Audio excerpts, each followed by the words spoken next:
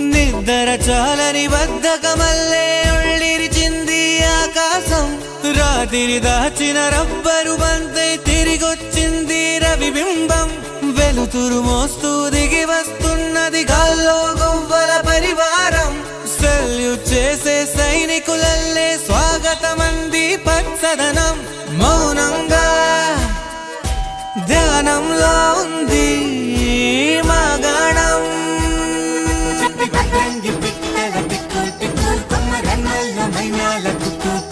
ఇది పల్లెకి తెలిసిన మెలోడీయా.